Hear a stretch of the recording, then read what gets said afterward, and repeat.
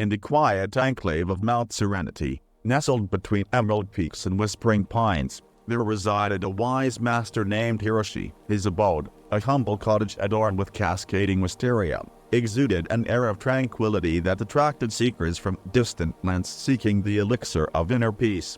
One crisp morning, a troubled traveler named Kaito ascended the stone-laden path to Hiroshi's dwelling. The weight of toxic relationships burdened Kaito's shoulders, and his eyes reflected the storm that raged within. The door swung open soundlessly, revealing Hiroshi's serene countenance. "Master Hiroshi," Kaito spoke, his voice laden with the weight of the world. "I come seeking guidance. Toxicity poisons my days, and I find no refuge from its venomous grasp." Hiroshi welcomed Kaito with a gentle nod, inviting him to sit upon a tatami mat overlooking a meticulously tended rock garden. Each stone, carefully placed, seemed to echo the balance that Hiroshi sought to instill in the hearts of those who sought his counsel. "Kaito," Hiroshi began, his words flowing like a clear mountain stream. "Imagine the toxic ones in your life as wayward clouds that pass through the vast sky of your existence. Like clouds, they may bring storms, but remember, beyond them, the sky remains eternally untouched." As Hiroshi spoke, he gestured to the rock garden, a tableau of carefully arranged stones amid straight gravel. "Each stone," he continued, "represents an aspect of your being. In the face of toxicity, be the gardener of your own soul. Pluck the weeds of resentment, and nurture the flowers of compassion." Hiroshi reached for a delicate porcelain teapot and poured a steaming brew into 2 cups. "Tea," he explained, "is like life's essence. Just as the aroma lingers long after the cup is empty, let the fragrance of your spirit endure beyond the fleeting encounters with toxicity." Kaito sipped the tea, feeling its warmth seep into his soul. Hiroshi continued, "To deal with toxic people, become a bamboo in the storm. Bend, but do not break. Water may wear away stone, but it cannot erode the resilient bamboo. Similarly, let the toxicity flow past you, leaving your spirit unscathed."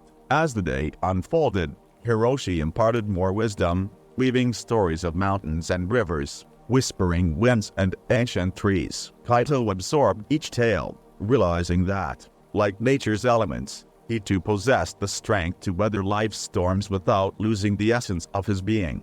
And so, in the embrace of Mount Serenity, the traveler learned to navigate the turbulent currents of toxic relationships, guided by the timeless teachings of Master Hiroshi, whose wisdom echoed through the peaks and valleys, a testament to the enduring power of inner serenity.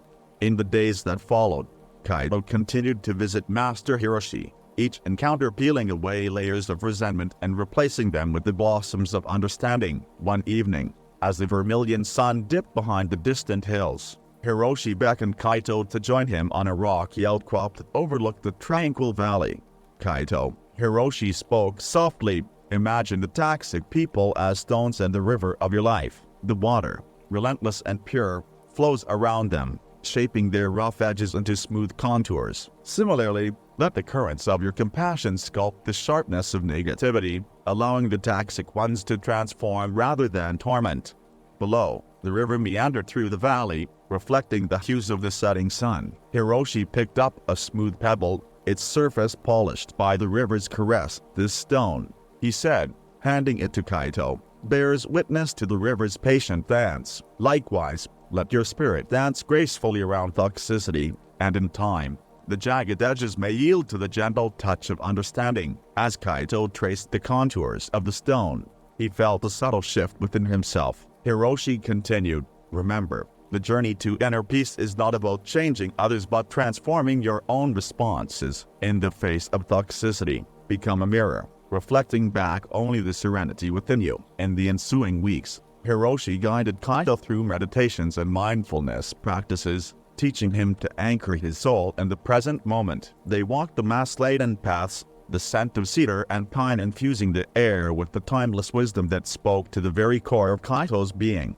One day, Kaito shared his realization with Hiroshi. "Master, I see now that the toxic ones are like ripples on the surface of a still pond. If I react, I disturb the waters and magnify their influence. But if I remain still, the ripples subside, and the pond returns to its serene state." Hiroshi smiled, acknowledging Kaito's insight. Indeed, my friend, the still pond reflects the vastness of the sky, just as your calm spirit mirrors the boundless nature of your true self. In the face of toxicity, cultivate the stillness within, and let your inner sky remain undisturbed. As the moon ascended in the indigo sky, Kaito thanked Master Hiroshi, knowing that the lessons learned in the quiet enclave of Mount Serenity would be his guiding lantern on the path ahead. And so, under the starlit canopy, the seeker and the sage continued their journey, weaving the threads of inner peace into the tapestry of their existence.